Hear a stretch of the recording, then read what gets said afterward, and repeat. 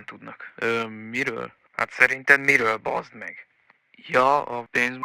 Arról nem sokan, viszont az nem mindegy, hogy kik. Hiszen ők simán elmondhatják a sajtónak például. Bazd meg. Ha ez kikerül a sajtónak, nekünk végünk. Valahogy el kell terelnünk a figyelmüket, hogy valami másról írjanak.